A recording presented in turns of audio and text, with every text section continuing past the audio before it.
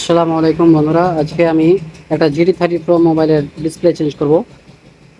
ডিসপ্লেটা চেঞ্জ করার কারণ হচ্ছে যে ডিসপ্লে ওয়ার্কিং করতে করতেই গ্রিন লাইন চলে এসেছিলো, এমনকি ফ্রেমটা পুরো ব্যাকিয়ে আছে। হ্যাঁ, তো আপনারা চলুন দেখি।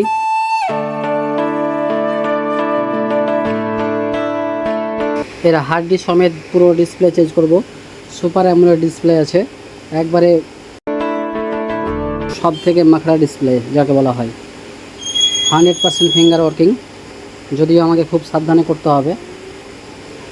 তো আপনাদেরকে একটা রিকোয়েস্ট করছি যে যারা যারা মোবাইলের কাজ করাবো মনে করছেন বা করাতে চান, তারা অবশ্যই আসুন, আমার দোকানে ভিজিট করুন একবার হলো, আর কাজটা দেখতে থাকুন। ভালো লাগলে অবশ্যই একটা লাইক, শেয়ার, কমেন্ট করে দিবেন। খুব সাবধানবশত কাজটা করছি আমি, আস্তে আস্তে, যদিও ভিডিওটা ফাস্ট করে রেখেছি কারণ অনেক বড় ভিডিও হয়ে গেছিলো তার জন্য।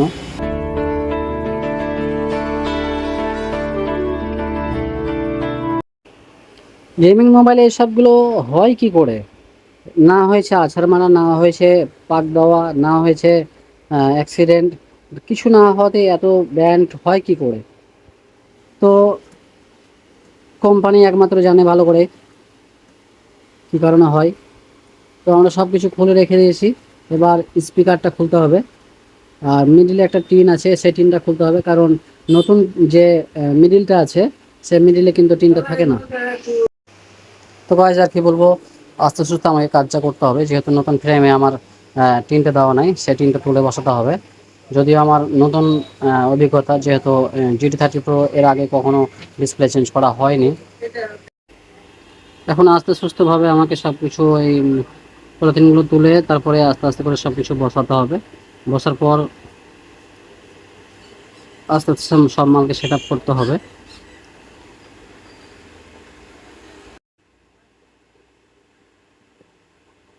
এবার স্পিকারটা আস্তে করে তুলে এখানে বসিয়ে দেবো, যদিও একটু টাইম লাগবে কারণ নতুন মোবাইলের নতুন অভিজ্ঞতা। GT30 Pro হয়তো আমার অভিজ্ঞতায় মানে পণ্ডিতপুরের বুকে মনে হয় আমি একটাই ডিসপ্লে চেঞ্জ করলাম, কেননা দামি মোবাইল যেখানে সেখানে কেউ খোলায় না, খোলারই সমস্যা হতে পারে। আমার অলরেডি কিন্তু সেই পুরাতন হাঁড়ি থেকে সব কিছু খোলা হয়ে গেছে, শুধুমাত্র টিনটা খুলতে বাকি আছে। টিনটা তোলার জন্য প্রথমে স্টিকারটা খুলে দিলাম, তারপরে আস্তে আস্তে করে ঠেলে বার করে দিব, পুরোটাই তুলে দিব। আস্তে আস্তে করে সব কিছু তুলে লাগিয়ে দেবো, দেখে থাকুন।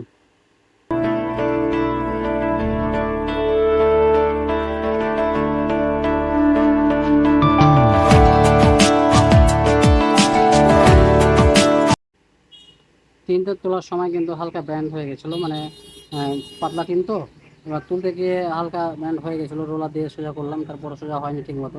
এবার আমি র্যাপ দিয়ে সোজা করছি আস্তে আস্তে করে, যদিও আগের মতো সোজা হবে না।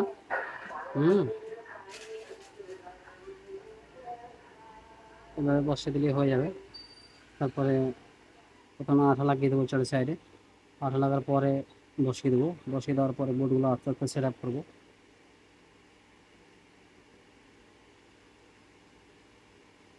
যদিও কাজ অনেকটা ক্রিটিক্যালি হতে পারে, কিন্তু কাজটা বেশ ভালো, অনেক কিছুই শিক্ষার বিষয় আছে।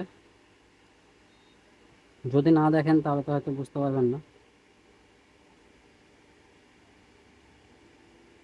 এইসব জিনিসের জন্য এক্সপার্ট দরকার, সব কিছু হাতের কাছে যন্ত্র থাকা দরকার, প্রয়োজন। না থাকলে তো আর হবে না। সামনের দিকে স্টিকারটা যেহেতু ছেড়ে দিয়েছিলাম বা তুলে দিয়েছিলাম, ওখানে আঠা লাগিয়ে দিলাম, যাতে পরে আবার ভালোভাবে ছেড়ে যায়। সুন্দরভাবে সেরে গেছে, কোনো সমস্যা নেই। এবার আস্তে আস্তে করে সব কিছু বসিয়ে দেবো, বসিয়ে দেওয়ার পরে মোবাইলটা পুরো সেট আপ করবো একবারে।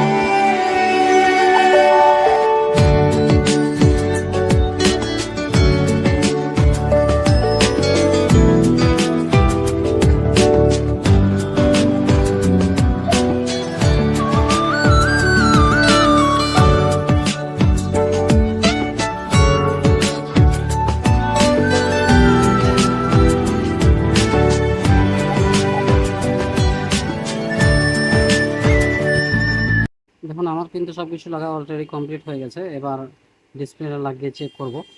চেক করার পরে কিন্তু আমি ডিসপ্লেটা ভালো করে টেস্টিং করে দেবো, তাহলে কাজ শেষ।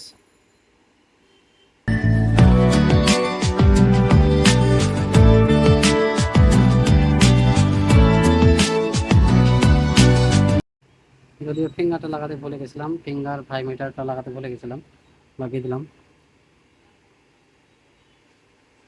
এগুলো খুব মাথায় রেখে কাজ করতে হবে যে কোথায় কি মিস্টেক হলো বা কোথায় কি ছুটে গেল, সব সাবধানের বশত কাজ করতে হবে, কোনো রকম ভুল ত্রুটি না থাকে, যাতে কাস্টমার খুশি হয়ে যায়। কাস্টমার খুশি তো আমিও খুশি। তো ডিসপ্লেটা চেক করবো এবার, কিন্তু আমি ফিঙ্গার প্রথমে চেক করবো না, লাগার পর ফিঙ্গার চেক করবো। বডি রিস্ক নিবো, হ্যাঁ, বডি রিস্ক না কোনো কাজই হবে না। একদম 100% ওয়ার্কিং আছে, কোনো সমস্যা নেই। এবার फटाक से लगा देंगे।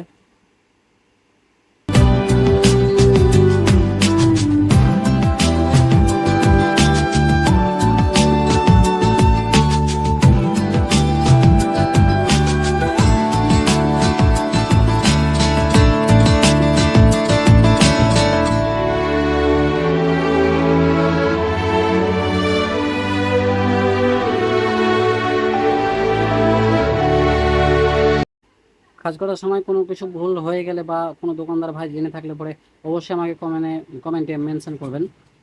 মানুষ মাত্রই ভুল হতে পারে, কোনো সমস্যা নেই। হ্যাঁ, অবশ্যই আমাকে কমেন্ট করে জানাবেন যে এভাবে করলে ভালো হতো বা ওভাবে করলে ভালো হতো, কারণ মানুষের শিক্ষার মানে শেষ নাই, মার খাওয়ার বয়স নেই। তো লাগা হয়ে গেছে কমপ্লিট। লাগার পরে চালু করে দেবো, চালু করার পর ফিঙ্গার চেক করব।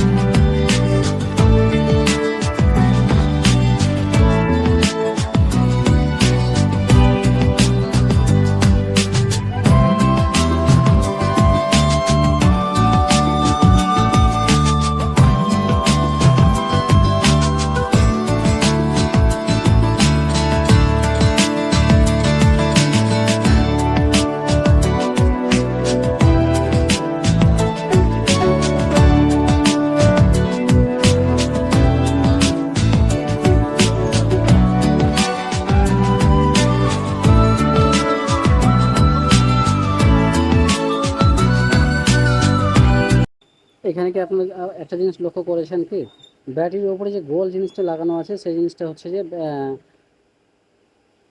Wireless charger.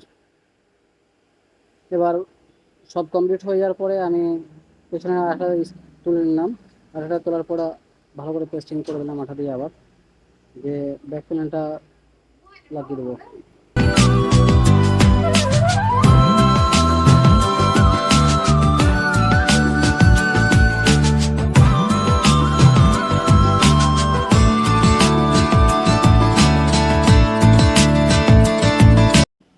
আমার কাজ কিন্তু কম বেশি কমপ্লিট হয়ে গেছে।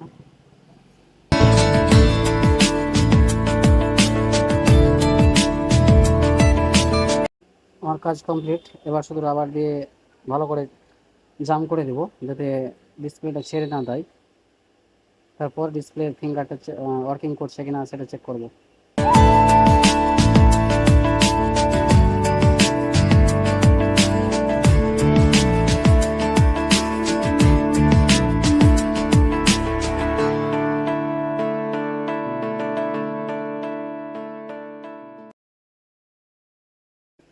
আপনারা দেখতে পাচ্ছেন সব কিছু কমপ্লিট, রাবার বার কমপ্লিট। এবার আমরা ডিসপ্লে চেক করছি ফিঙ্গারে, দেখতে পাচ্ছেন 100% ওয়ার্কিং করছে একবারে, কোনো রকম কোনো সমস্যা নেই। দেখেন ডিসপ্লে ফিঙ্গারের ঠেকা মাত্র কাজ করছে, একদম 100% ওজি কোয়ালিটির ডিসপ্লে আছে, কোনো সমস্যা নেই। এই ধরনের কাজ করাতে অবশ্যই যোগাযোগ করুন আমার সঙ্গে। কাস্টমার আমাকে একটা কথা বলে গেছিলো যে পেছনের লাইটটা কাজ করছিল না, তো আল্লাহর রহমতে আলহামদুলিল্লাহ যে সব কিছু ঠিক আছে।